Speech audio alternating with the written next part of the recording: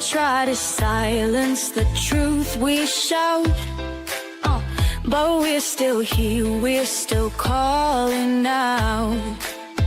Corruption hides behind a badger name. We light the fire, expose the shame. We're justice seekers, we'll fight the fight for every voice lost in the night.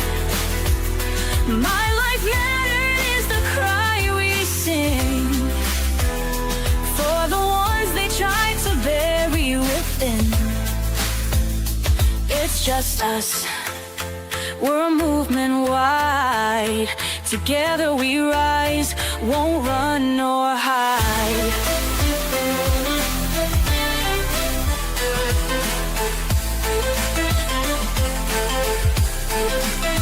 The stories echo, the pain runs deep. For stolen lives we can't just weep. Elected power, but their hearts are cold. We'll bring the truth, let it be told.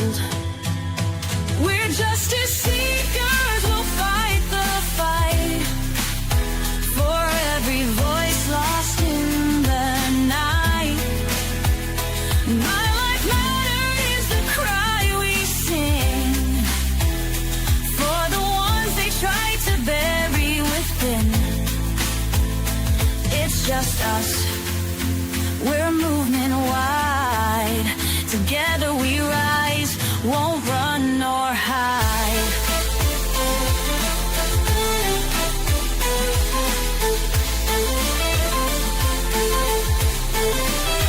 We're justice seekers, we'll fight the fight.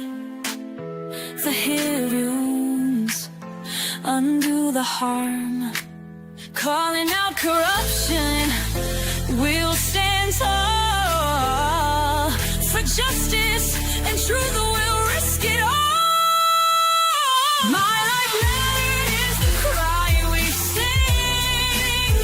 Together we rise, let freedom ring.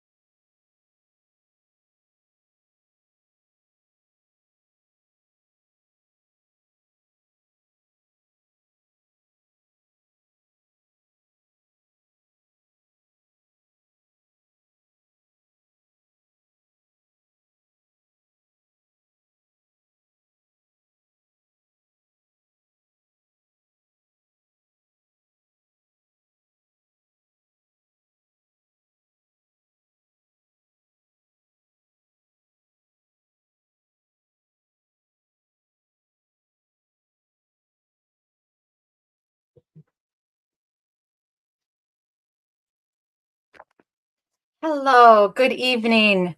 Welcome, social change warriors and justice seekers. It's great to have you back on another Wednesday night. Wednesdays is for women. My life mattered. I'm Catherine Felton Page. I'm your host and the founder of Social Change Warriors.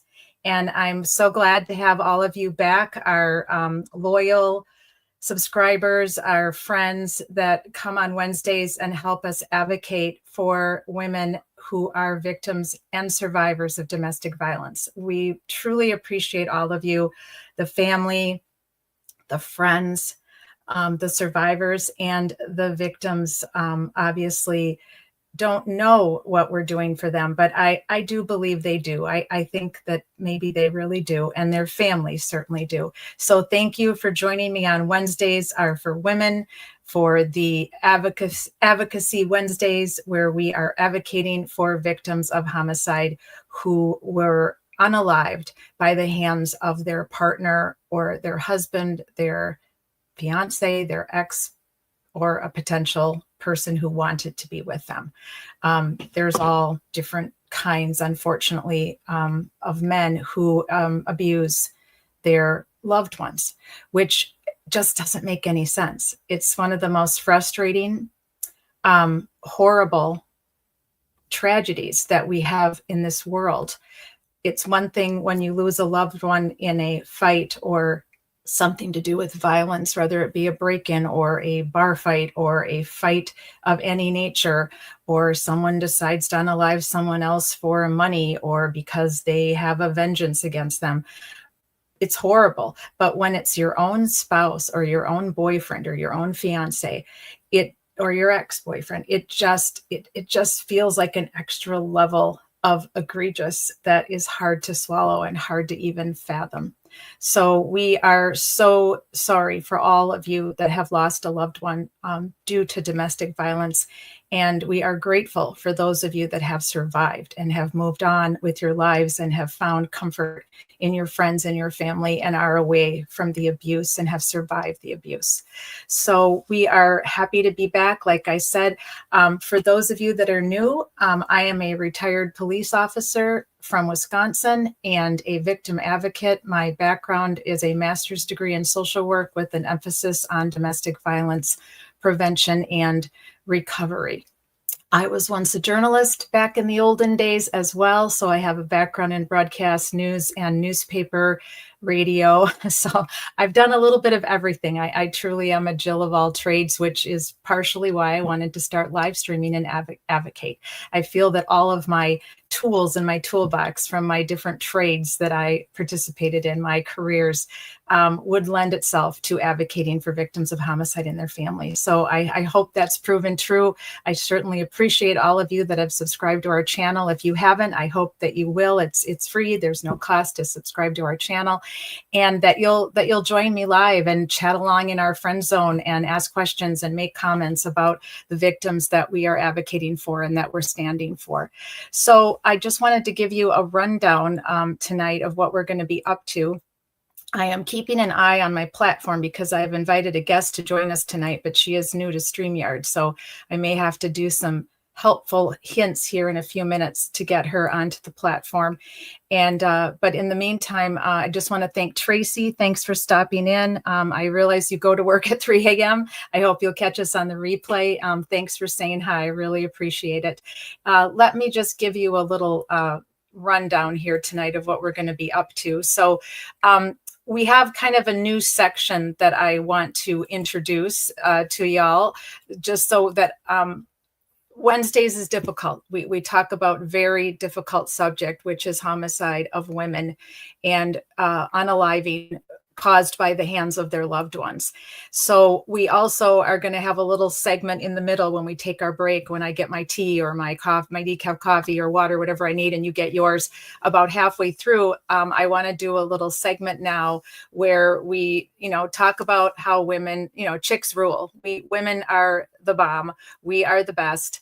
We are amazing. I want to honor women. I want to support women. If you have any stories to share or anything you want to say to uplift women during our break between our two sections of our live stream on Wednesdays, I would love for you to type it in the friend zone, or if you're on replay, please type it on replay. We want to start talking a little bit about things we don't give a cluck about. I came up with this because I was invited on Miss Demeanor's channel twice now to talk about Ellen Greenberg. And when I was invited on there, her followers are called chickadees. And I forgot to ask her why or how that came about. I don't know if that was a name someone else gave her. I think I saw Nurse Kim mention something about the chickadees. So I'd like to know more. I'll have to ask Miss Demeanor, Janet, about that the next time we live stream together, the next time we chat. But I always have had this T-shirt from way back in the 80s, and it had a picture of a blue chick on the front. It was like royal blue, and it said "Chicks Rule." And I thought, it's true. We really do. I mean, we take on so much. So much is put on us, piled on us, expected of us. We're so hard on ourselves. We're the hardest on ourselves of anybody, and we get criticized so easily for our looks, our size, our weight, how much we talk, how many questions we ask, how long is our hair, how short's our hair, how do we have freckles, do we have moles? I mean, come on, right? So we put up with a lot as women in this world. So I want to have a little segment between the two halves of our Wednesday night live stream where we just talk about empowering women and how chicks rule, and any stories you have about how chicks rule would be great.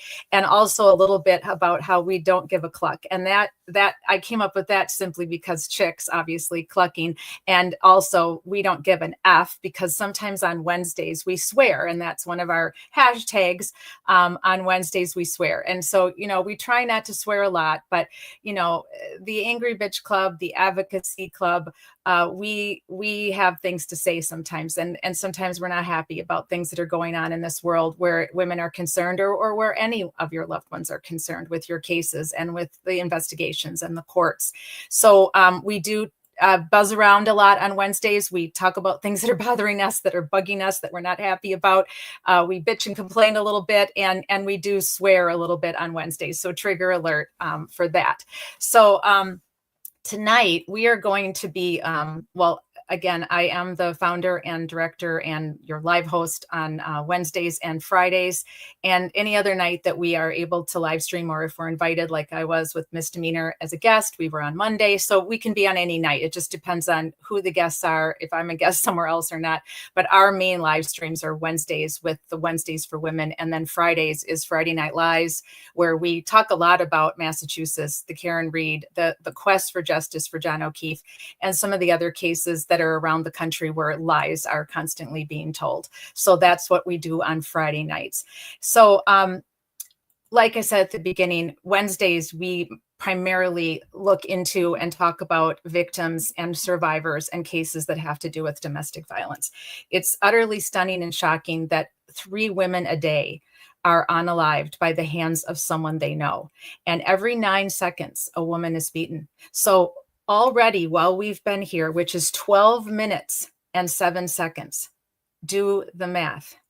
It makes you want to lose it. Like, it makes me so upset and so angry and so frustrated that this is what we're dealing with. These are statistics that are real. They're not just numbers.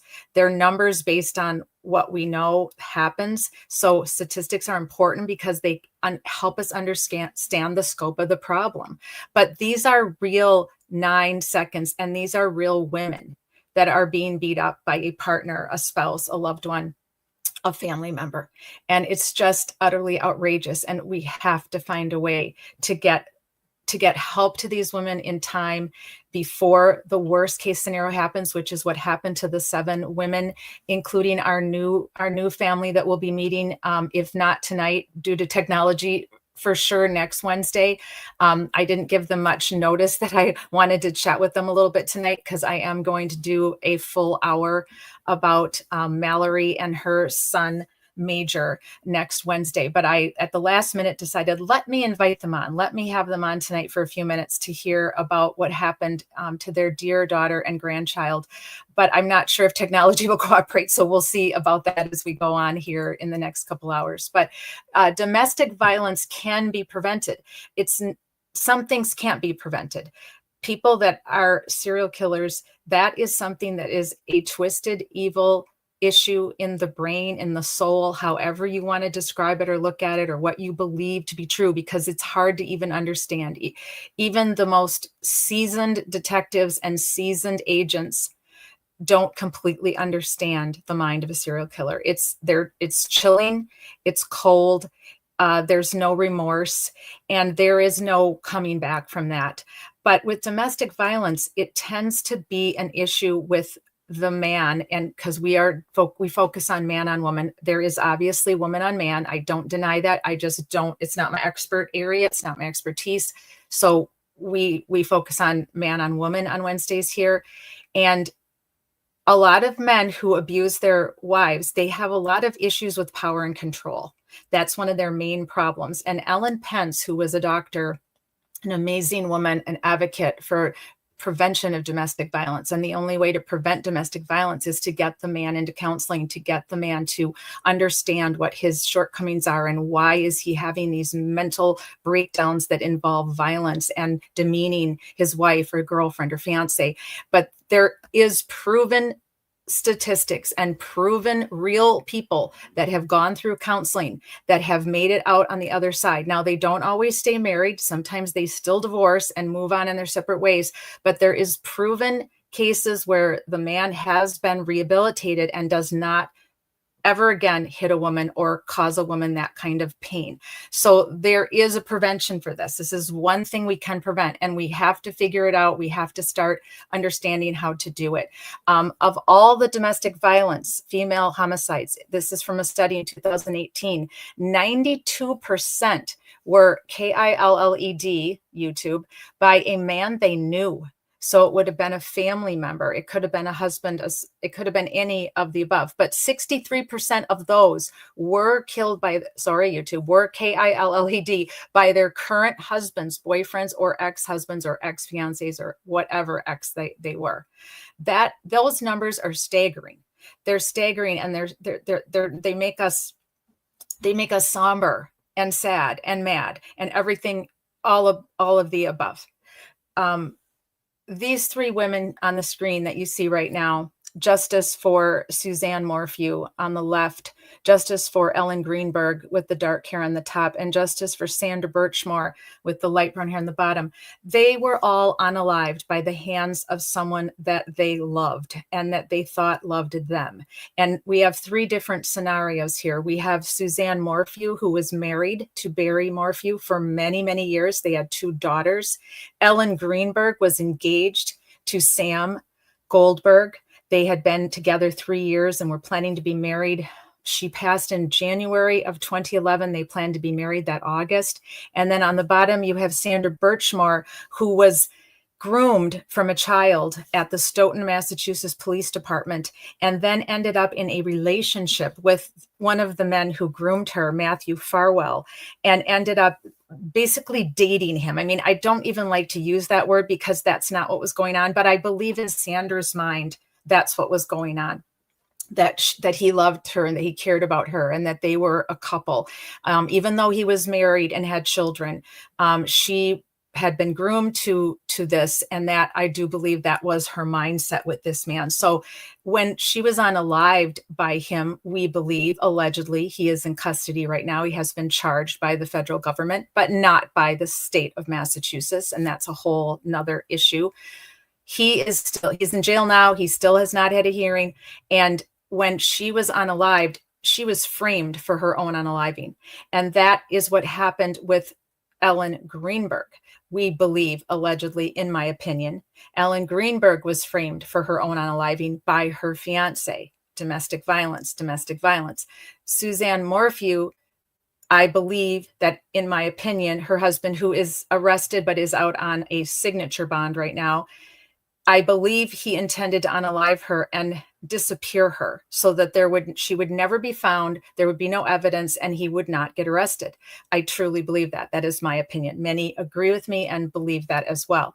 So we have three different scenarios here, three different situations with the relationship, one married, one engaged, one dating, for lack of a better word for it, and all two of them framed for their own unaliving, to make it look like they unalived themselves so that the person would not get arrested. And the other one disappeared Suzanne so that he would not get arrested. Now, Suzanne was found several years later, which put a crimp in what I believe was Barry's plan. And we'll talk a little bit more about that in a few minutes.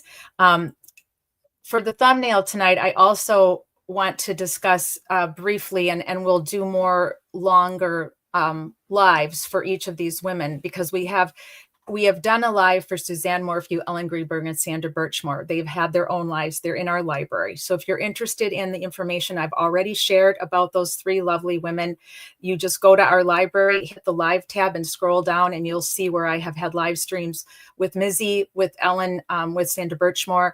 I've done Ellen Greenberg at least 3 or 4 live streams on her entire case. And recently, Misdemeanor and I live streamed together on Misdemeanor's channel on the updates that have been going on in the Ellen Greenberg case. So you can go to Misdemeanor's channel and give her a sub, and you'll be able to see her and I interacting on the recent updates of Ellen Greenberg in the last month. Suzanne Morphew, we have also done her own separate live stream. Now, I have not done a separate live stream yet for Ashley Lachey Elkin, the woman on the top, and Suzanne Clark Simpson, the woman here on the left with the blonde hair, and Anna Walsh, the woman underneath Ashley. I have mentioned them, I have advocated for them, but I have not done their own separate live streams. So I will be doing that. All 3 of these women are missing. They have never been found. They are missing. And Sarah Ebersol, if you've been following our channel for a while with us now, you do know that she is still missing out of Ocala, Florida, just a mere hour and a half away from me, actually much closer now since I did just move a few days ago. I'm actually closer now to where Sarah went missing. And still no arrests, only a person of interest. And we've done several live streams about Sarah Ebersol, probably close to 10. So you can check out my library, but I will be doing another live stream just to refresh for those of you that are new, that don't know about Sarah, and just to keep Sarah's name out there. So these are our 7 ladies that we have been advocating for. It's heartbreaking. It's heart-wrenching that 3 of them are still, 4 of them are still missing. But the 3 that the 3 that are still missing, we do have arrests for them. We have an arrest on Anna Walsh's husband, Brian Walsh. We have an arrest for Ashley Lachey Elkin's former boyfriend, and we have an arrest for Suzanne Clark Simpson's husband, Brad. So they are all in custody and awaiting trial. A lot of holdups, a lot of stalling, a lot. So we'll be doing live streams for all 3 of those ladies, and I'll let you know when those will be. And Sarah Ebersol, I'll do a refresh because it's been a while since I've actually done a live stream about Sarah. We covered everything we could possibly cover with her sister and some of her other advocates, Sarah's soldiers. But I did want to talk about Sarah again. There are no arrests in Sarah's disappearance, and she is still missing. So we have 3 ladies, Suzanne Morphew, Ellen Greenberg, and Sandra Birchmore, who have all been found and have had their funerals, and their families have had to say their farewells. And then we have 4 ladies out of the 7 who are still missing, and their families have not had that opportunity. They have not been able to grieve them properly or have a final farewell. Now, I know Suzanne Clark Simpson, they did do a memorial service because she has been presumed unalived. I believe Ashley Elkins also had a memorial service. There has not been one for Sarah. Sarah is still, everybody is still praying and is presuming that she could possibly be alive, but it's just hard to say, but I don't believe they've had a formal memorial service yet. I could be wrong, and I'll check on that. And I don't know about Anna Walsh. I don't know if they've had a formal service yet, but those 4 ladies are all still missing. All right. So we also have a new family that I want to introduce you to. Briefly, I'm not sure if I am going to be able to bring them on the stage or not, and I'm going to check here in a minute and see.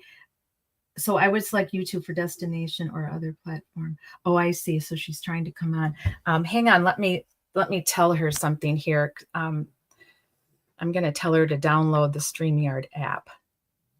Then she should be able to come right on.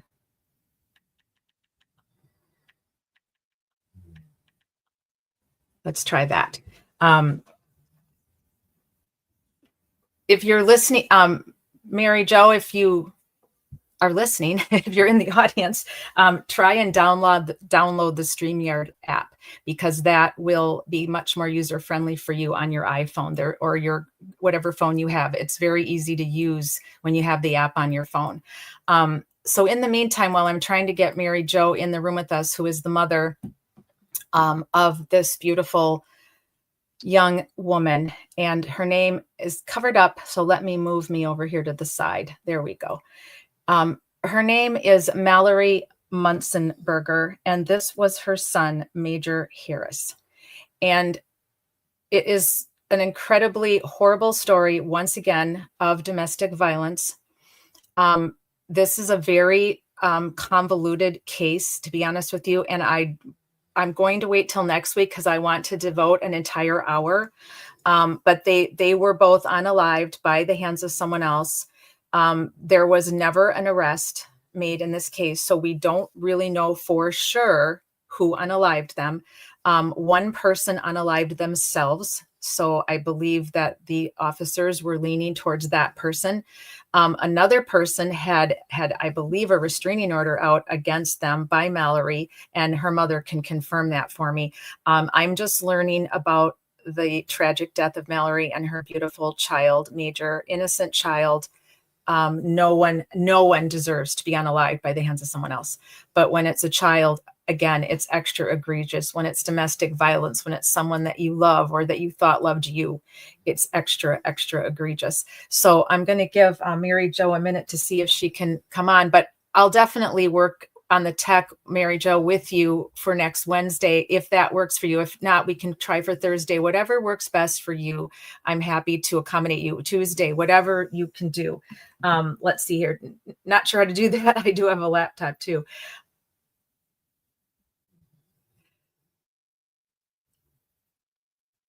Okay. Try the link again that I sent you, Mary Jo. It should just open up and ask you to just asking for a display name. Yes, put in your name. It needs that before it can bring you up on the platform. I think we're getting there, guys. I think we're getting there. So,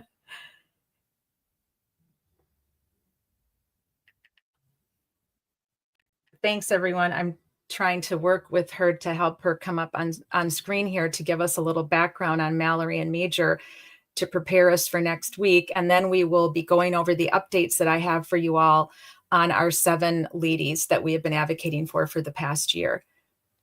While we're waiting to see if we're going to get Mary Jo up here on the platform, I changed my picture on Twitter. I changed it for last Friday night because I had a little Halloween party. I did a live stream and I dressed up like Poison Ivy, like Dr. Pamela. And I had fun with that. So I changed my Twitter face to the picture of Poison Ivy. And I got rid of that today, realizing I'd had it up a little too long. And I put up a meme that says, it's a heart. So it's shaped like the heart and it's blue. And it says, to err is human, to forgive divine. And I think you've all heard that. It's a very, very famous quote. So I put that up today on my Twitter, and I had a few interesting responses to that by some people that follow me on Twitter. And I thought that was great. I appreciated the engagement. And so while we're waiting to see if Mary Jo's going to be able to pop up here in our live room, I'm going to give her, hopefully we'll see if this is going to work. Let me go back to where I was and see if she's sent me any more messages.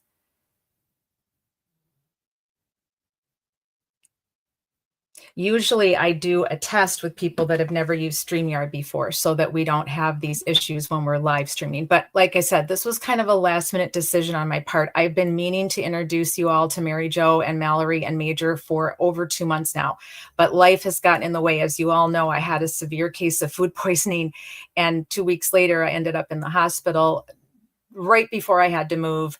And then a lady decided to slam on her brakes in front of me and I hit her. And this was on Monday. So the trifecta that they talk about, that stressful things or bad things happen in threes, I can attest to that. So I don't know why that is. I've heard we've heard it our whole lives that stressful things or bad things come in threes or happen in threes. I have no idea why that's true, but it certainly does seem like it. I think it's happened to many of us in the past. It just happened to me. So it's been a whirlwind, and I felt terrible because I really wanted to give attention to Mallory and Major and to Mary Jo, and I just haven't been able to because of my other commitments to the live streams I've already had booked, and then trying to navigate the hospital, the sickness, the move, and my car accident. So it's been something. So I appreciate all of you for hanging in there with me and being there with me this last month, live streaming during all of this life changing hoopla, which all of you have had to go through at one point or another. I do truly know that and believe that we all have empathy for each other. So let me go back here and see if she was able to. I see me. Okay, let me see if I see you. So, okay, she sees you now. I still don't see you. I'm not sure where you see you because shoot, I still don't see you in my I still don't have you on my platform for some reason, my dear. Yeah, I see. I'm listening to you. Good. I'm glad you are. I'm trying to see where you are. You definitely hit the duck, not the public link I sent you, right? The public link would put you over here in the friend zone in the chat box area, but I'm trying to figure out why I can't see you. This is so strange. Hang on a second. I'm gonna try to remove some of these extra screens I have open and see if that allows you to pop up. I see me and you see me, but I'm still not seeing you backstage where I can actually add you to the platform. I'm not sure why that is. Try to go out and come back in if you could. Otherwise, I'm just going to call you and we're going to have a conversation because I can hold my phone right up to the mic and then I'll get you on the platform next Wednesday. I think that might be our best option right now because for some reason, I'm just not seeing you. I'm not seeing you backstage at all on my platform. So sorry about that.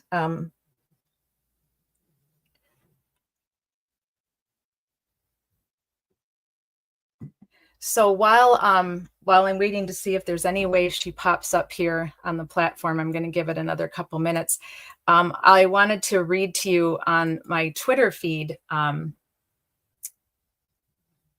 something that someone had said about to err is human, to forgive divine, because I thought I just put it up there because there's, as you all know, those of you that have been following the Karen Read aftermath from the trial and all of the fallout that has been going on, which has been quite intense with Michael Proctor's text messages and his lawyer dropping his case. And we're going to talk about all that on Friday Night Lies. But there's just been a lot going on with infighting of a lot of women fighting, which, just seems very sad to me and disturbing. And I feel like there can't be much that isn't forgivable. Obviously, homicide, unaliving is hard to forgive. You'd have to really dig deep in your heart to forgive someone who unalived your loved one or your person. I don't know how you do that. I mean, God can forgive, but sometimes humans cannot. And we don't have hate in our heart for that person. We just simply have no feelings for them because they hurt us. They hurt our family member. So to err is human. In cases like that, that's the whole different ballgame. That's very different. What I was talking about is just small stuff, don't sweat the small stuff. And there's been so much infighting going on amongst anti-Karen Read women and free Karen Read women and free Karen Read women and free Karen Read women, with a lot of just meanness and name calling and shaming and just being nasty to each other. And I just want to say, can't you all just forgive and forget? Maybe you've both made mistakes on both sides. Maybe you were both mean to each other for various reasons because you stood on different sides of the aisle, whether Karen Read was involved in the death of John O'Keefe or not.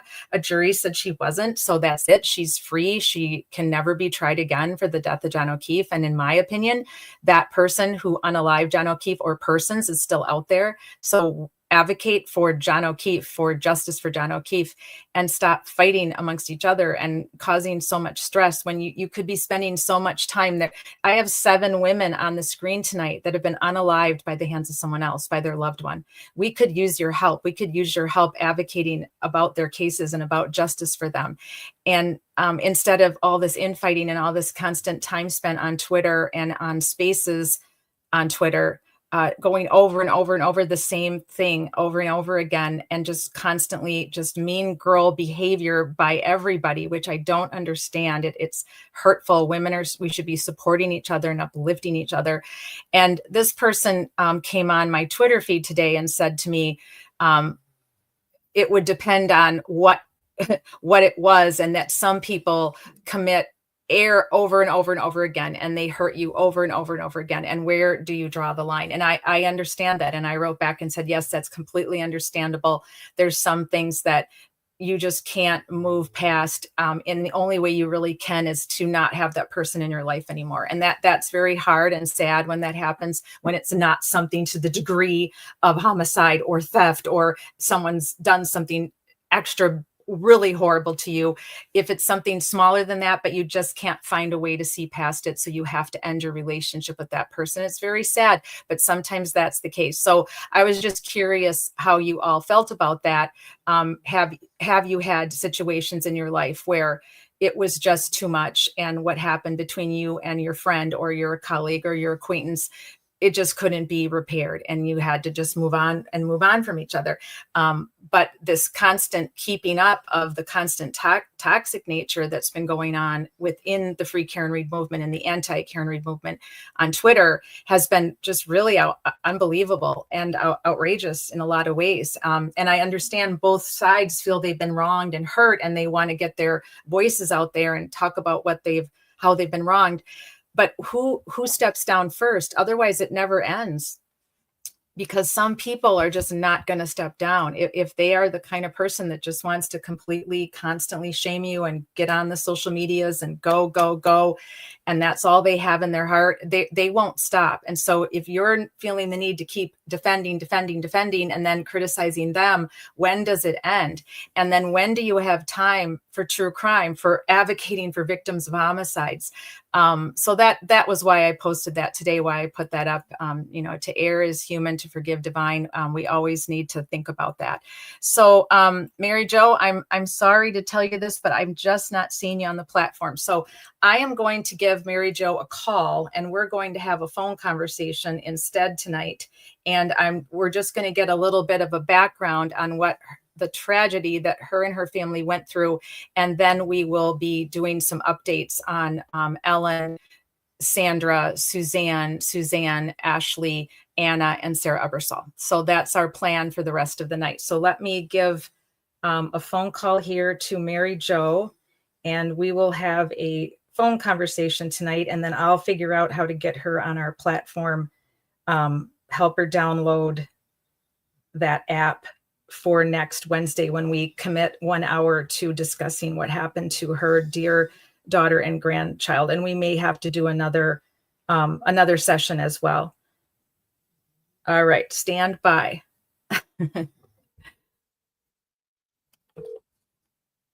Hello. Hi, Mary Jo. This is Catherine from Social Change Warriors. Hi. I'm sorry. I could not get on. It's okay. It's okay. Usually I do a test, but we decided to do this at the last minute. So I appreciate your heroic effort to get on the platform, but this will be just fine for tonight. We just want to give my subscribers and my Social Change Warriors, Justice Seekers, just a little bit of a background on your dear daughter, Mallory, and your grandchild, Major Harris. And then next week, whatever night works best for you, other than Friday, we can do an hour where we can really go into more of the police reports and more of what happened. So first of all, I am incredibly sorry for your loss of these two beautiful souls. No one should ever have to go through what you've been through, you and your family. Thank you. It's been very hard. I can't even imagine. I only know via the other families that I've been advocating with and for, having spoken with them and emailed with them. They all have the similar, everyone's pain is different, but it's similar. The pain of a domestic violence homicide, when you lose a loved one because of the husband or the boyfriend or the fiance, it's just a pain that can't be described, but all of you would understand what that is. You would all have empathy for each other. So can you tell us, tell us a little bit about Mallory? What was Mallory like? Oh, she was a witty. She was always trying to help people, smiling all the time. She had a beautiful smile. I see she that. was a good mama. Yeah. A hard worker. She was living on her own with Major, and she was working full time. And right towards the end, right before it happened, she got her realtor's license. You know, had gone to school to get her realtor's license. So she tried to do things on her own if she could. Good for her. But very hard worker. How many children do you have, Mary Jo? We have three. How are the siblings of Mallory coping? How are they doing? One not so well at all. He's really struggling. Yeah, I'm sure. I'm so sorry. Tell us about Major, about your grandson. This picture I have up, it looks like he loved the water. He has his vest on, and he looks like he was fishing. Yeah, that was his first time out fishing with us, and he was a little go-getter. I mean, he was a very tough little boy. I mean, he'd fall down and he'd just get up and shake it off. You know, just, I'm okay. He was a climber. He loved to climb on things and climb in things, and yeah, he was in.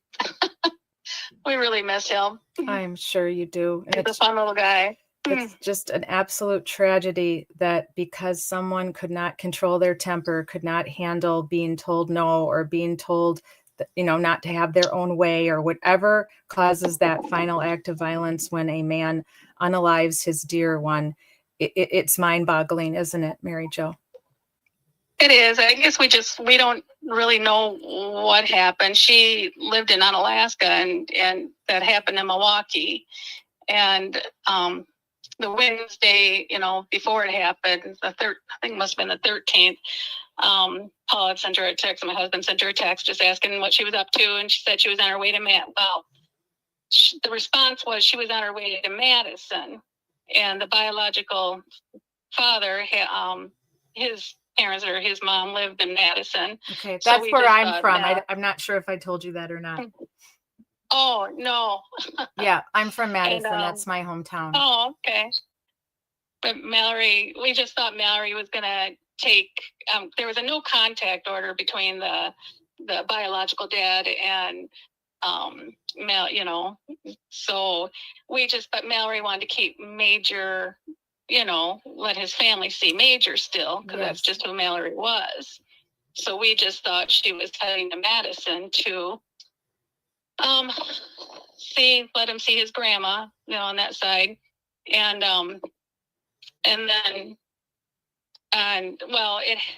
apparently they found her on the 14th at 6 o'clock in the morning, but they didn't come to our house till Saturday at 2:30 in the morning. What day did they find her? On the 14th, on Thursday at 6 o'clock in the morning. What month was this, Mary Jo? October of 2021. I'm just going to take a couple notes for next week. So October of 2021. And were you informed that she was missing?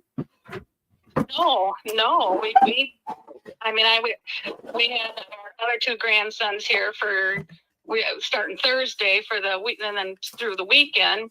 And I actually was at her house I went to her house on Thursday, the 14th, to see if I could pick up Major to bring him out to the house, you know, and hang, you know, let's play with the kids, the other two, the rest of the week. And no, we didn't have a clue.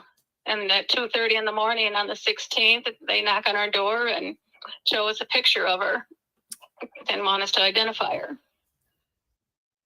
And she was beat up pretty bad. We didn't recognize her. It was a black and white picture, and we're like, no, that's not her.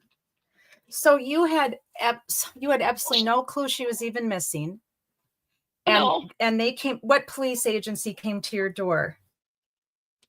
I think it was the Alaska one that came here. I'm not one. I guess I'd have to look at that again. At that point, we were just in so much shock. Oh, I can't traumatized. even. We just didn't understand. And then you know, she was beat up so bad.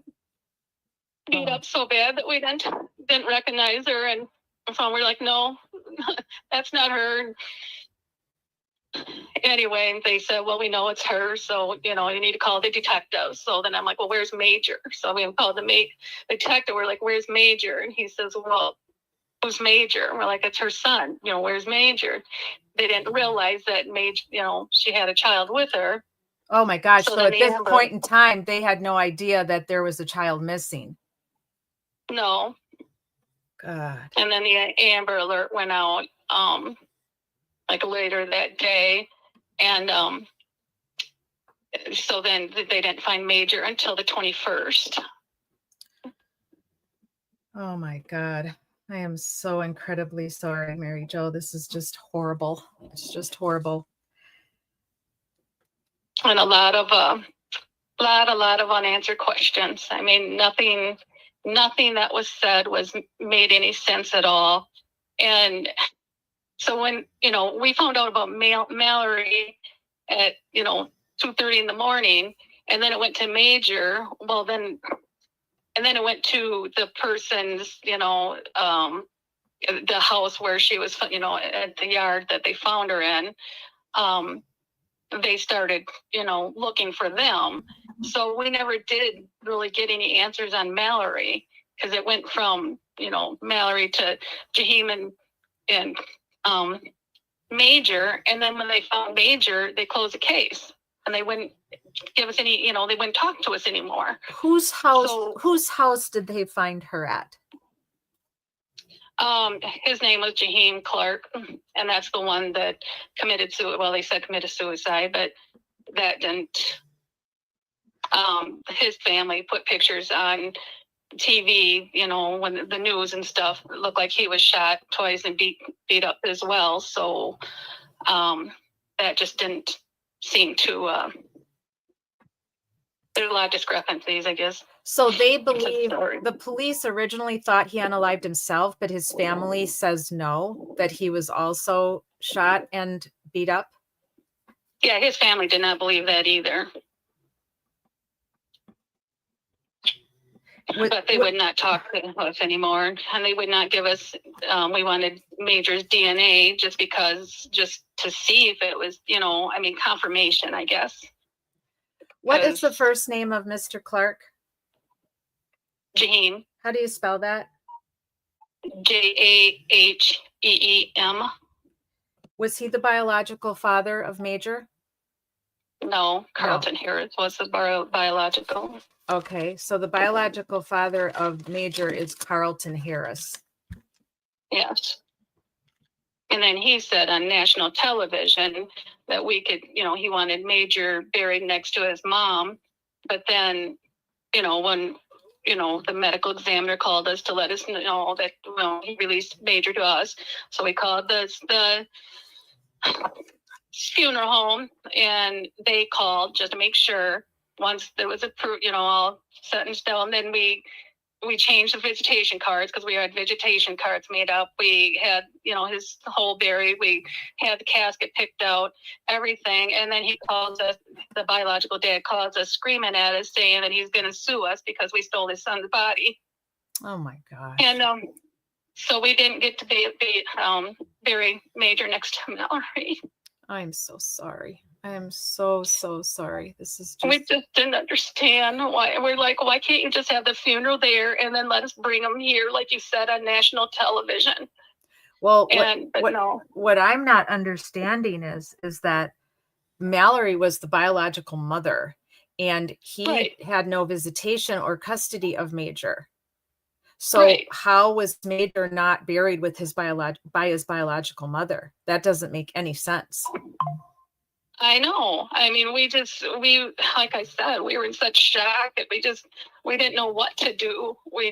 Of course. I mean, that should have, that could have been handled by a lawyer, but you are in trauma, and you would think that the family of all things the other side of the family, the biological father side of the family, would understand that he should be buried near his mother. I mean, that is just, it's just inconceivable. It's just inconceivable. I'm so sorry. Well, that's what he said on national television. It's what he was saying all over the news. That's what he wanted. That's what, Mhm. Major be buried next to his mother. And then when we started the procedure, the process that happened, then he calls us and tells us that he's going to sue us. And, I mean, we were just, It's just horrible. we just didn't know what to do. We had already gone through so much. Of course, of course. So we're going to get way more into this next week. Whatever day works best for you. You and I can talk about that tomorrow. And I'll find some of these news clips. I'll try to find some of these videos if I can from the news stations, and we'll give our subscribers and our justice seekers a whole kind of A to Z of what happened, of what we know of happened. But as of right now, this case, they closed it, but did they ever actually name a suspect or name who they believed unalived your daughter and grandson? Well, they're saying Jaheim did it, and that they're saying that Jaheim confessed it to this this Robert Williams that was I don't know. He's the one that told where Major was. So he said that Jaheim confessed it to him, but he got immunity for telling where Major was at. And he's also the one that had Mallory's car the next morning, the morning of it happening, I should say. Yeah, this is all very suspect, and I'm very confused by how this case was handled. And I mean, they closed it so fast. Yes, they closed it too fast, and then once that they makes did, no sense, right? I mean, it takes way long. I mean, unless there's a cut and dry confession that was made by the person who actually did the unaliving, I don't understand how they could close this case in less than 10 days. That is completely shocking to me. So you and I will get much more in depth into this next week, and hopefully we'll have some people that will live stream with us and will ask questions and give us their opinions. And we will continue to honor the life of Mallory and Major. And I am so incredibly sorry, but I'm grateful that I met you, and I want to do whatever I can do to help you to honor Mallory and Major, and to look into how their death investigations were handled. Thank you. I appreciate that, because You're welcome. We have not been able to move on, or there's no closure. So of course not. There's not, and it breaks my heart for you. It's another horrible example of the tragedy of what happens when there's domestic violence involved in couples' lives, and there's no help for these people. Do you have any idea, if he did do this, if it was Jaheim, what would the motive have been? Do you have any idea what was going on between your daughter and Jaheim before this happened?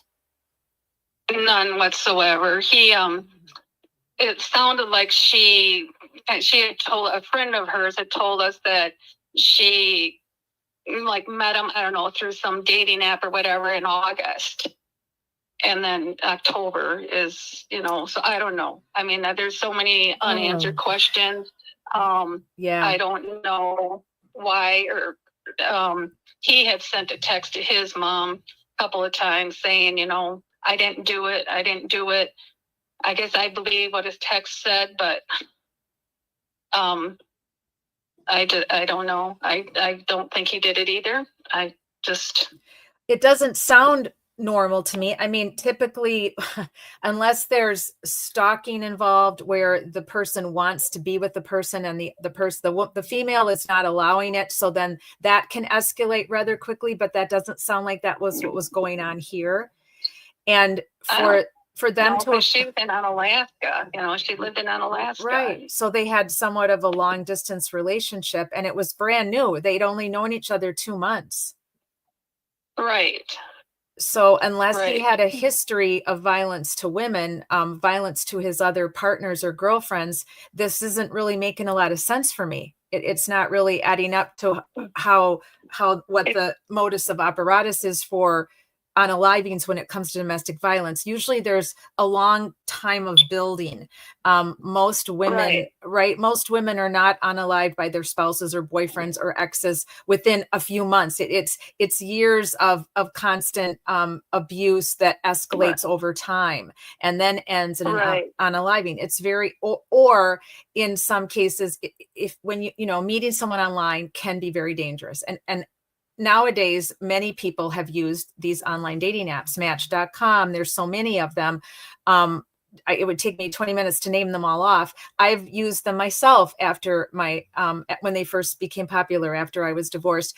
And you have to be so careful. You have to it's just scary. It's a scary world out there. And there was a case not that long ago with a woman in Milwaukee who met someone online. It was the very first date, and the person unalived her. I'm assuming you've heard of that. That was Sadie. sad. Yes. Oh yeah, Sadie. Yep. Sadie. Yes, just horrible. But that's one in a million. It really truly is. As I said at the beginning of the hour, 92% of women that are unalived by someone they know. So the fact that Sadie had just literally met him on a dating app, she didn't know him. That wasn't someone she knew. It wasn't a former boyfriend or a current boyfriend or a husband. So that type of unaliving that a woman experiences is very, very rare.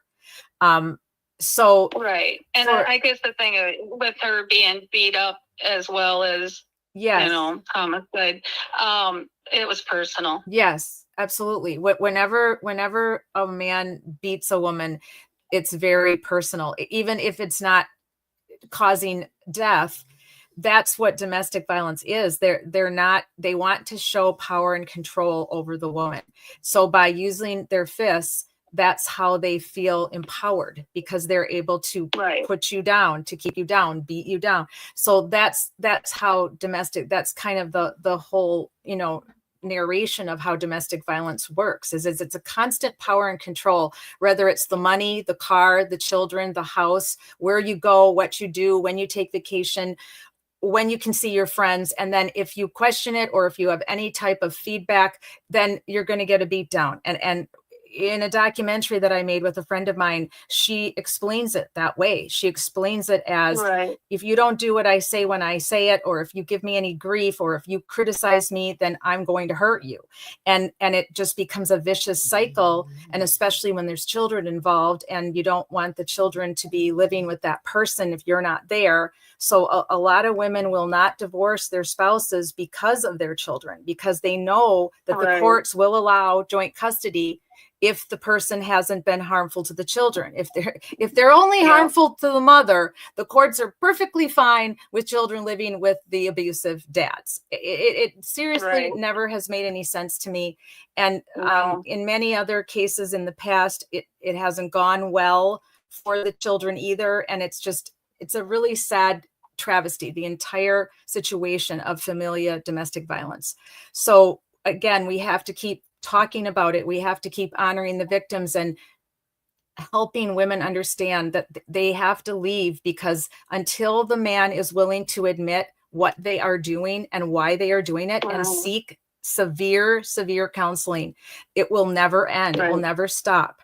And then it could end in what our 7 ladies that I'm going to be discussing tonight, and what your dear Mallory, it ends in a very tragic, horrible unaliving. And again, I'm so sorry. It's nice to talk to you. Thank you for chatting with me all this time on the private messenger. And sorry I couldn't get with you sooner than tonight. So I will, you send me a text later. Let me know when we can speak tomorrow, so we can set up a 1-hour session just for Mallory and Major. Okay. Thank you, Mary Jo. Thank you so much for talking with me. I'll talk with you soon. All right. Thank you. Bye-bye. Bye. All right. Thank you, everyone. Thanks for bearing with me while we were trying to get her on the platform. This is just heartbreaking, devastating. This happened in my own home state of Wisconsin. So when Mary Jo reached out to me, she saw me on Facebook. At first, I didn't know it was from Wisconsin, and she didn't know I was from Wisconsin. So it was a small world in that way. So obviously, whenever a crime happens from our own home states, it hits us a little harder. All of you from Massachusetts who have been live streaming with me, and we've been following the death of John O'Keefe and the wrongful arrest, in my opinion, and many of yours, of Karen Reed and Anna Walsh and Sandra Birchmore and Justin Root and many other interesting and very tragic cases that have been going on in Massachusetts. You have a different feel for it than I do. It hurts you different. That's just how it is. We hurt more for our own family. We hurt more for our own community, our own city, our own state. That's how it is in life, and empathy. But we can also have empathy for people that aren't in our states. That's what being a advocate is about, and wanting to seek justice for others, even if they're not in our family, even if they're not in our own community. So this one, again, hits a little harder for me because it happened in Wisconsin, where I'm from. So I will let you all know what day next week that Mary Jo and I will be giving you a much more in-depth look at what happened and the tragic death of her daughter, Mallory, and her grandson, Major Harris. So thank you, everyone. Okay, let me switch gears here for a second. Let's go back to our outline for tonight. And let's bring up, here we go. Well, let me go forward here. Okay, sorry about that. I got the wrong screen up here. All right, there we go. So I want to talk just a little bit now about Ellen Greenberg. As most of you know who've been with me and have been following me on Wednesdays and Fridays, I've been advocating for Ellen Greenberg long before I started live streaming.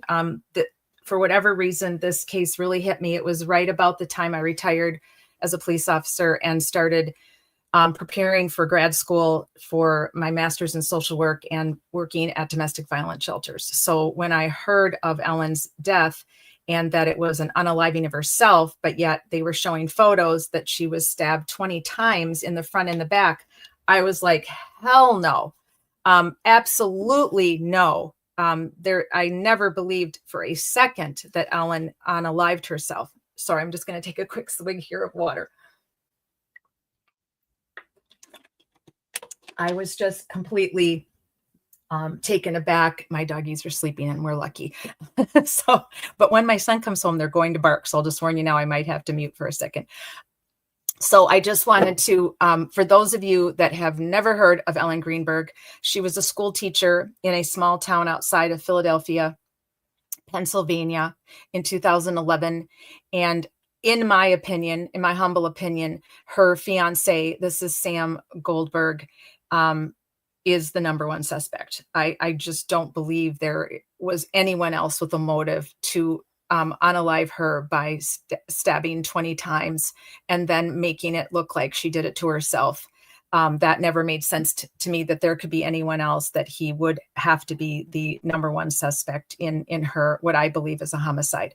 We have done several live streams about Ellen Greenberg, and most recently I joined Misdemeanor in the last month, and her and I have streamed. So if you go to Misdemeanor's channel, you can see, and if you want to watch it back on replay, her and I were discussing the most recent filing by the medical examiner in Philadelphia, again, stating that that in her expert medical opinion, and I'm saying that with a grain of salt because it irritates me, I'm mad about it, that she did unalive herself. And I don't agree with it. No one agrees with it. I don't buy it. Thousands and thousands and thousands of people do not buy it. And so we discussed that. Misdemeanor read that. And then we met again and we listened to the 911 call and we kind of dissected it. I gave my opinion on Sam's performance. I'll call it that. And I also have dissected the 911 call for Ellen Greenberg in former live streams. And you can find those on my channel and you can watch them in the replay. But we will be doing another live stream on Ellen just to remind everybody about Ellen and what happened to her, and what has gone on has been a travesty since 2011. Her parents have fought tirelessly to get the case, turned over to be a homicide, no unaliving of herself. Now, last February, can't believe it's almost been a year, They went to court and they were successful. And the city was told that they had to take another look at it, that the medical examiner had to take another look at it. And part of that was because the medical examiner, Osborne, from back in 2011, he originally ruled Ellen's death a homicide based on the wounds, 20 stab wounds that he had counted, and much bruising on her body in various degrees of healing, which is very suspect. No one of her age should have that many bruises in various degrees of healing. That makes no sense, but that is right in line with being punched or kicked or hit in a domestic violence situation.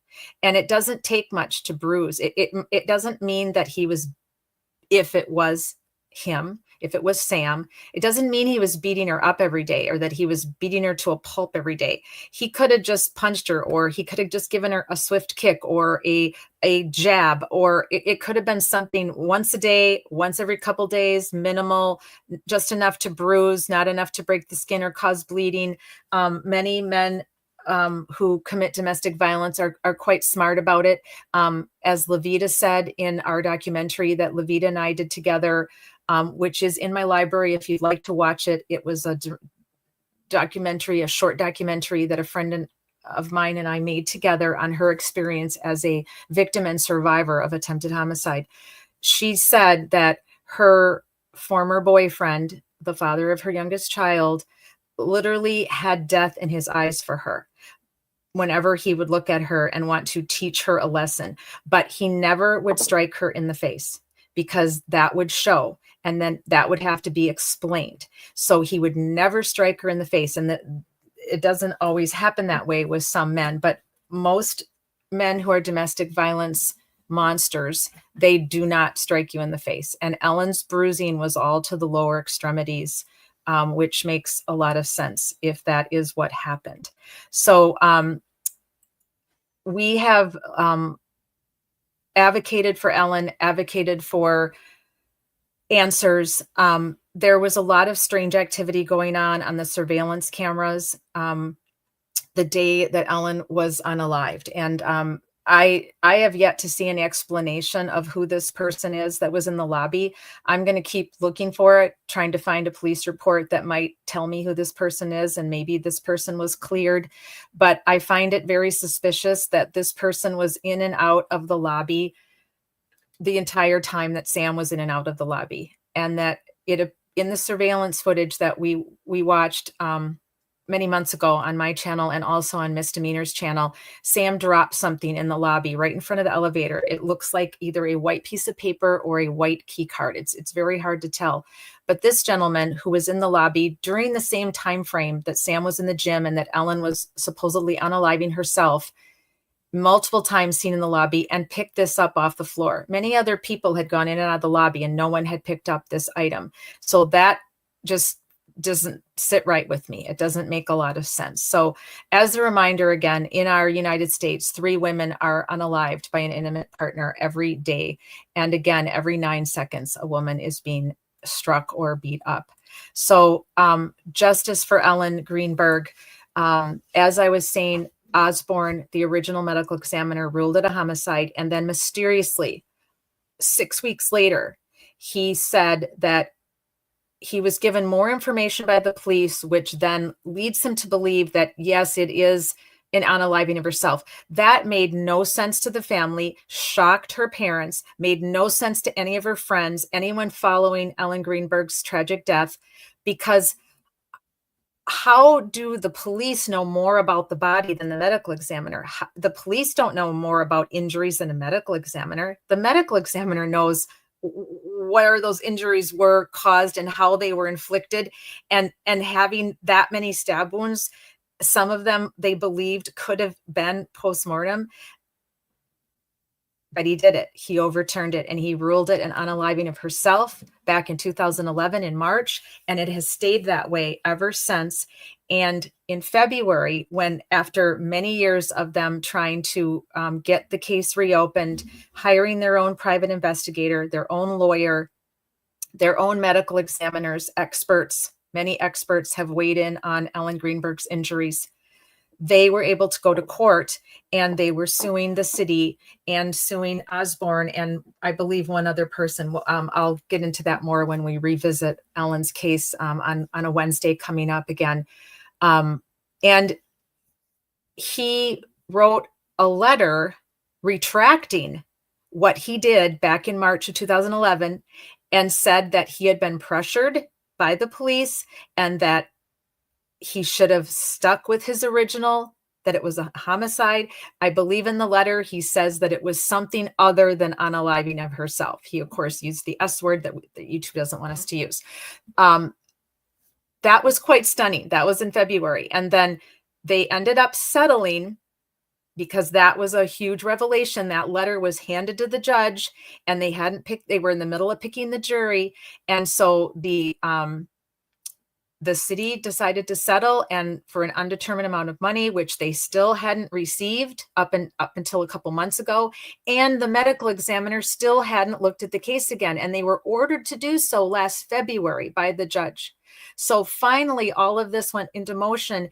And a couple weeks ago, this medical examiner who is currently in this position, in this role in Philadelphia, has doubled down and said, yep, she did this to herself. It was possible that she could have stabbed herself 23 times. She counted 23 wounds and had excuses for everything else that make no sense to most of us, no sense to the other medical examiners or the other experts or Ellen's parents or friends. So that's where we sit again now. We're back to no justice for Ellen and her family. I say we because there are thousands and thousands of people that are supporting her parents and her family and her friends in the belief that she did not do this to herself. She was very close to her parents. She was an only child. In my ESP and in many other people's opinions, there's no way she would have unalived herself and not at least left a note for her parents. But more importantly, it was physically impossible, according to the other medical examiners that her parents hired, for her to have done this to herself. And there was other evidence that didn't line up. She was getting ready to call off the wedding. She was getting ready to move out. This has all come out since. And she filled up her car with gas. It was a nor'easter. She got out of school early. She came home. She was making a fruit salad. She had just filled her car up with gas. These are not the actions of someone who is about to attempt to take their own life. It doesn't add up in any way, shape, or form. So we are going to continue to advocate for Ellen and her parents, and we are going to keep talking about her. We believe that she was innocent of what she's been accused of, which is unaliving herself. We don't believe she did it. And the only suspect that there could be is, sadly, her former fiance. So I will have more about this case. We'll go over it again. For those of you that haven't had the time or didn't know about Ellen, we will do another whole hour dedicated just to Ellen coming up here very soon. So rest in peace, Ellen, and my life mattered. I am just going to take a very short break. We've been at it for an hour and 11 minutes because I have some more updates on our other beautiful ladies. So give me 5 minutes to go make myself a cup of tea and take a stretch for my knees, and I will be right back. Thank you so much.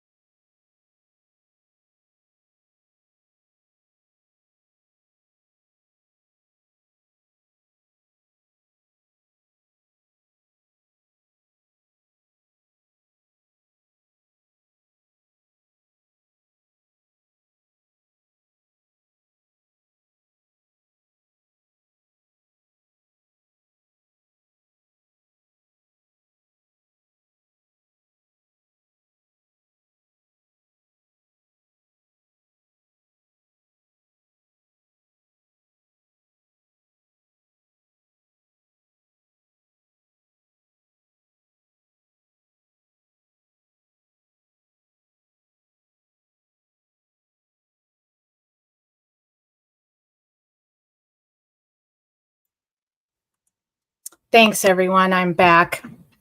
Hope you got a chance to take a little break and maybe get a cup of tea, or if you're a wine drinker, a glass of wine. I have a nice cup of Earl Grey tea here, decaf, because I don't want to stay up all night long. But sometimes I do drink caffeine when I shouldn't, and then I am up all night long. I think we've all made that mistake at times. So anyway, we will continue to advocate for justice for Ellen Greenberg. The case is just so dark and convoluted, and Joel from Surviving the Survivor has had Ellen's parents on several times. You can go check him out and check out his library. Gavin Fish has a huge library of everything to do with Ellen Greenberg.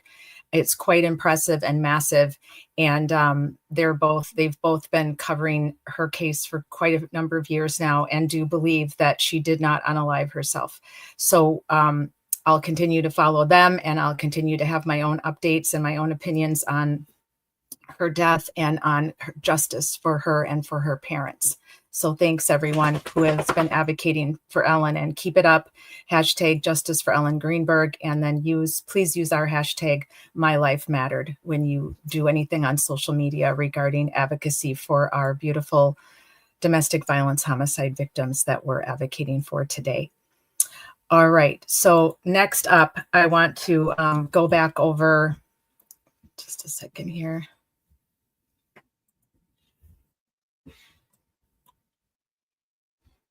Want to give you an update on Suzanne Morphew.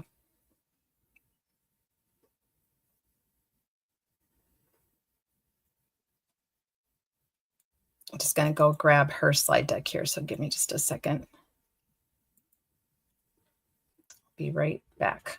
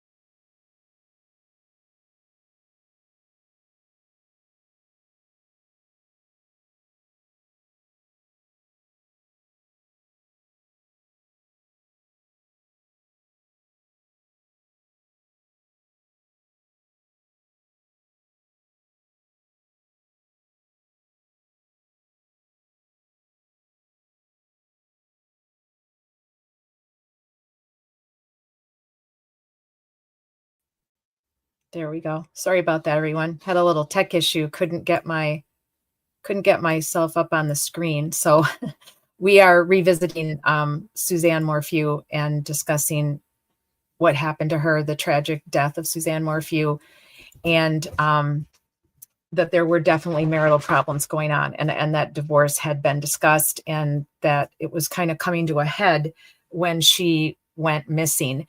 It was on Mother's Day when she went missing, and she was missing for almost 2 years. So it was really horrific. The two children never believed that their father had anything to do with it. He was originally arrested within a year. She was last seen on Mother's Day, May 10th, 2020. She allegedly went for a bike ride, but we don't believe that ever happened, and then never returned. And then what happened next at this point in time remained a mystery. So Barry was arrested in May of 2021, the first time, because they felt they had enough evidence that he potentially was the suspect. But the case was dismissed in April of 2022 because it had been decided that there wasn't enough evidence to take it to trial, and that it would probably end up that he would be found not guilty. And then they could never, if her body was found, then they would never be able to arrest him again or take him to trial. So they opted to dismiss the case, but they were allowed to bring it back if her body is found, and if they were to get more evidence, he could be arrested again. So her remains were found on September 22nd of 2023. And that's when they found that she had BAM in her system, which is a very toxic chemical. And that is when they decided to arrest Barry Morphew. So I'm going to have to pause for just a second. My son is just coming home, and you're going to hear dogs barking. So stand by.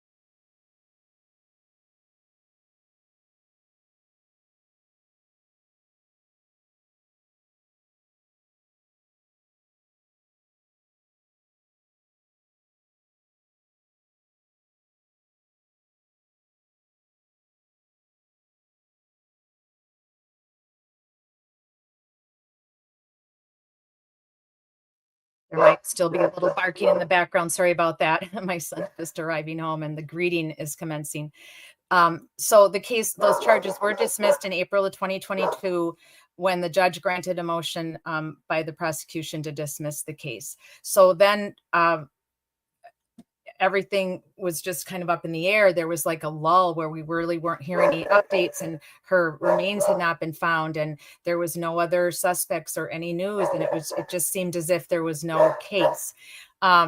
So it was determined a homicide of undetermined means, and drugs typically used as tranquilizers for wildlife were detected in her remains after her body was found. And that's when they started looking into Barry again, because he had been a wildlife hunter, and he had had what was called a license to have that type of chemical when a lot of other people cannot. So that really did put him in the forefront again. And then he was rearrested and was in jail.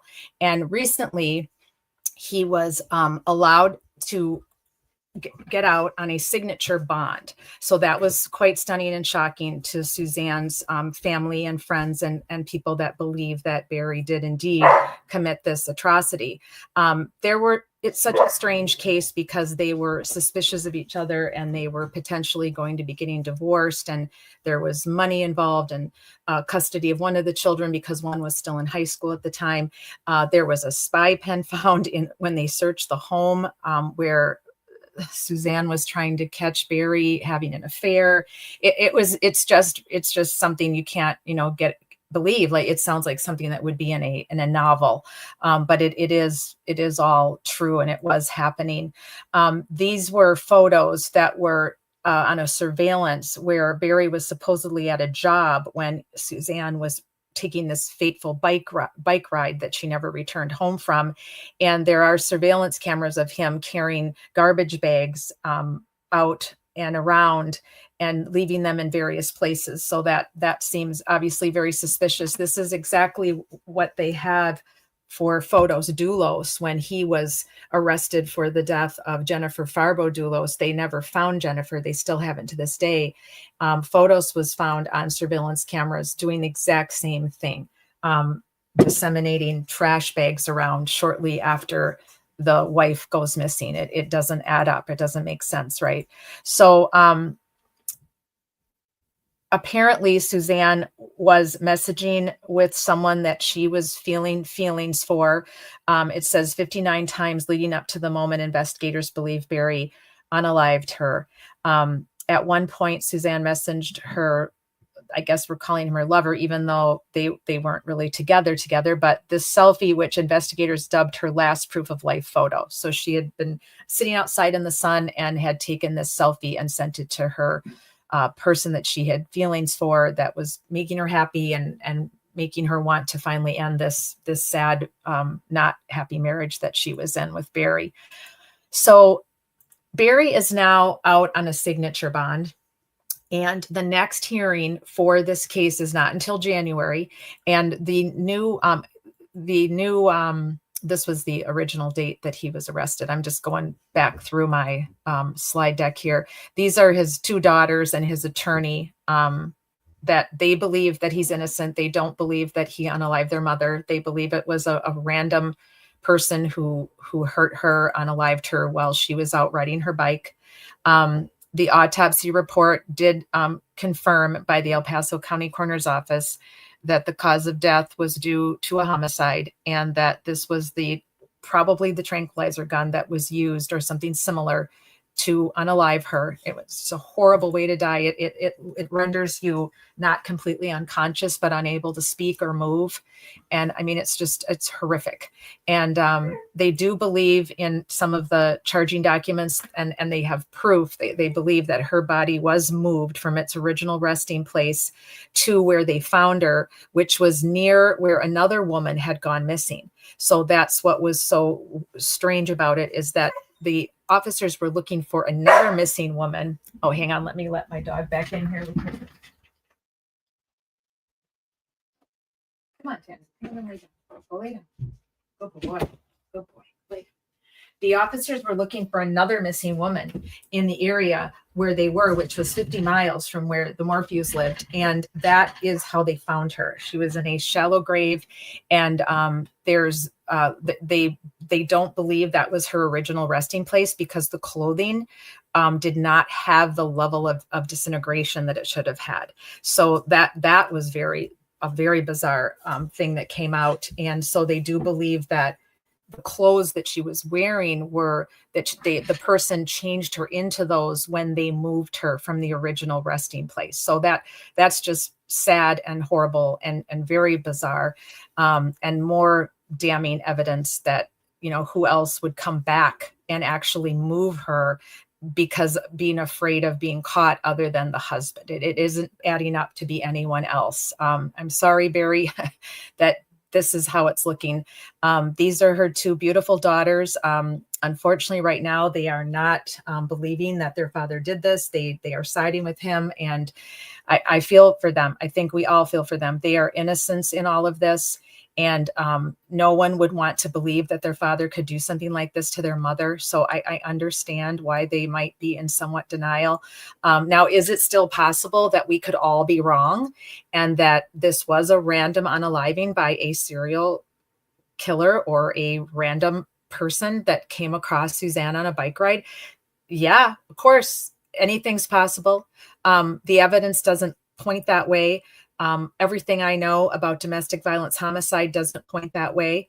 But for the sake of the girls, for the sake of their daughters, we will keep an open mind until Barry goes to trial. in January, he's going to be having another hearing, and that is when the judge issued a statement yesterday that they expect that he will either plead guilty or not guilty.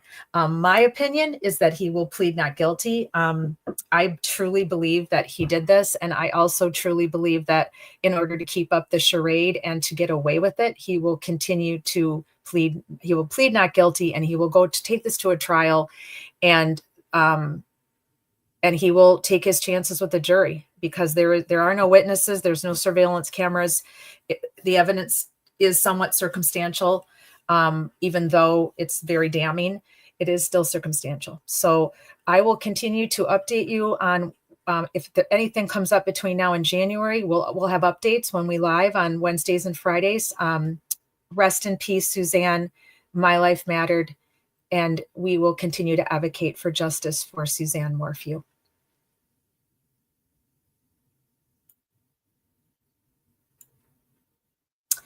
Next up, I just want to give you a little brief update on Sandra Birchmore. Everything Sandra Birchmore you can find on Mizzy's channel, and I will also give you the website. They have Mizzy and her cousin Barbara have made a beautiful website in honor of Sandra Birchmore. So let me pull up my screen here for a second.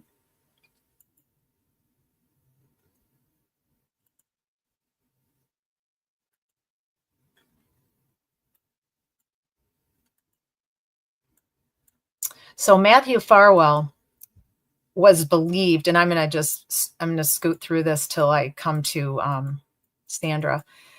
Matthew Farwell and his brother, William, twins, they were part of this Explorers program. So the Stoughton Police Department had an Explorers program where young, enthusiastic children who wanted to become police officers, or who want to become police officers, can apply to be an explorer. And they teach you about what it's like to be in law enforcement and what it's like to be a police officer. And you're supposed to have a police officer mentor. All in all, it sounds like a beautiful program. Many law enforcement agencies have that. We did not have that because I worked for a university police department. I don't believe the Madison Police Department did at the time. I worked on some cases with them, underage drinking cases and cases that went over into Madison and into the university campus. I don't recall them having an Explorers program, but I know a lot of police departments did and do. So Matthew and William, the twins, were from the area, and they were part of the Explorers program. And Robert Devine was their like person in charge even when they were explorers. So Robert Devine is the man here next to Matthew Farwell. This is William Farwell, and this is Joshua Keel. Now, some people feel that all four of these men need to be in prison because of the grooming that they participated in, especially Matthew, William, and Robert. It's unclear if Joshua was part of that. He really has been left out of most media and not mentioned in the documentary really either. So he was the school liaison officer for a while, and admitted that he had relations with Sandra, but after she was 18. So other than the fact that he probably did some of this while he was on duty, that would be enough to decertify him so that he can never be a police officer again, but not considered a criminal act where he would go to jail. But Robert Devine, William Farwell, and Matthew Farwell obviously has been arrested and charged by the feds for her unaliving, and now recently also for the unaliving of her unborn child. So he will be finally going to be in court, but this has been a long ongoing situation. He is supposed to have had this hearing 6 times, I believe. I'd have to double check with Mizzy, but I believe they've rescheduled this hearing 6 times. And now the next hearing is coming up, I believe, in December, but I will believe it when I see it. It's one of those things. Now, in the meantime, William Farwell, his twin brother, has moved out of state and has been out of state for a while. He's out west. And we did do a live stream about what we found out from someone that we follow on Twitter, with her permission, we were able to tell you that he had been arrested in January of last year for a domestic violence situation with his wife. So that's no surprise or shock to me. Both these men groomed Sandra, and violence just exudes from both of them. So there's no surprise there. And Robert Devine has had multiple hearings that have gone on for over a year for his decertification. So it's just an ongoing mess with the three of them, and no justice as of yet for Sandra Birchmore, because Matthew has been in jail this whole time. He did not obviously have any bail, and Robert Devine and William have not been arrested. They don't have apparently enough evidence at this time to arrest either one of them. But the three of them were absolutely, in my opinion, and many people's opinions, involved in her grooming. And then ultimately Matthew Farwell unalived her and framed her for her own death, just like what happened to Ellen Greenberg. But they were able to determine, the family hired an independent medical examiner, and they determined that she was not in a position, her body showed us that she did not unalive herself. The damage to her body was consistent with strangulation. So it was then proven through evidence, to the best of their ability, that they did have enough evidence to arrest Matthew for the unaliving of Sandra and her unborn child. So it's just a travesty. Sandra Birchmore deserves justice, and we will continue to cover Sandra Birchmore and follow along with Mizzy and her cousin Barbara and all of you that are standing for Sandra. Our other ladies that we have been following, Sarah Ebersol and Suzanne Clark Simpson and Ashley Lachey Elkins. So in the next few weeks, I'm planning to have a night where we focus in on Suzanne Clark Simpson and Ashley Lachey Elkins. They are both still missing. They have never been found, and their people, Suzanne's husband is in jail, and there's a trial coming up this winter. And Ashley Lachey Elkins, they're still trying to determine if they are even going to take it to trial because of lack of evidence, and they have not found her body. So it's really disturbing. It's such a sad situation. So we will have a night coming up in the next few weeks where we give you more information on Suzanne Clark Simpson and what is going on with Brad Simpson and his upcoming trial. And she has never been found as well. And Ashley Lachey Elkins.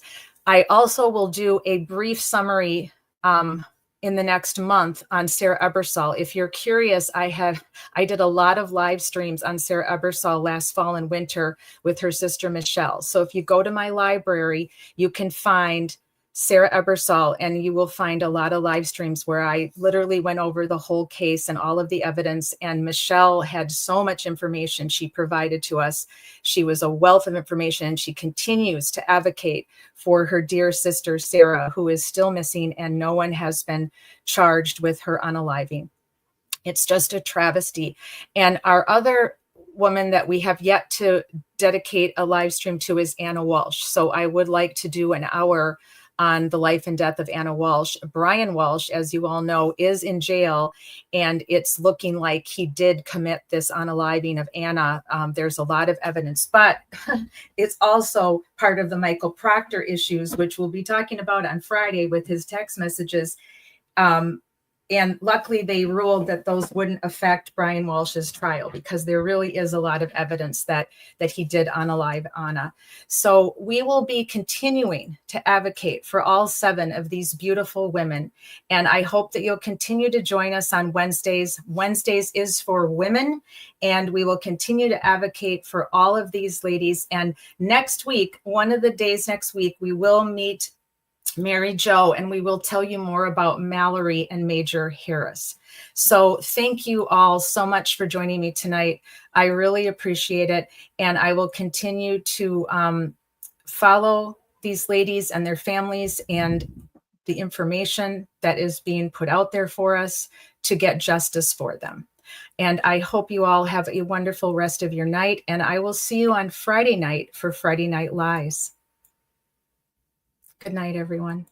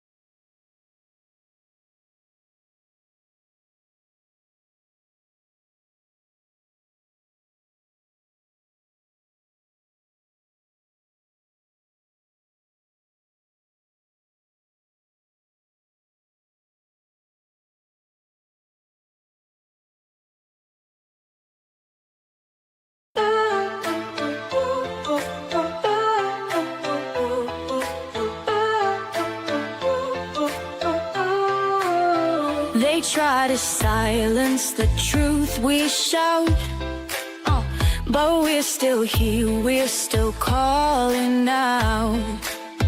Corruption hides behind a badger name. We light the fire, expose the shame.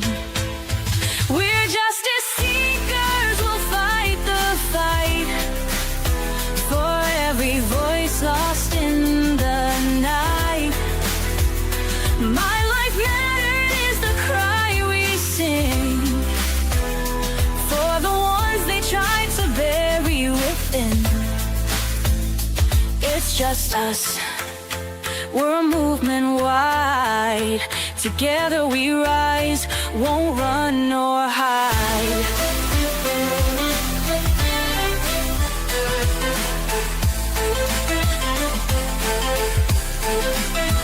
The stories echo, the pain runs deep. For stolen lives we can't just weep. Elected power but their hearts are cold. We'll bring the truth, let it be told. We're justice seekers, we'll fight the fight for every voice lost in the night. My life mattered is the cry we sing for the ones they tried to bury within.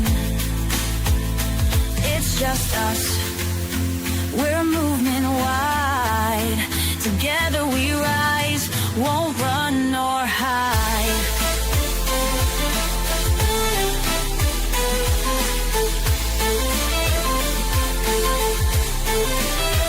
We're justice seekers, we'll fight the fight. The heroes undo the harm, calling out corruption, we'll stand tall for justice and truth, we'll risk it all.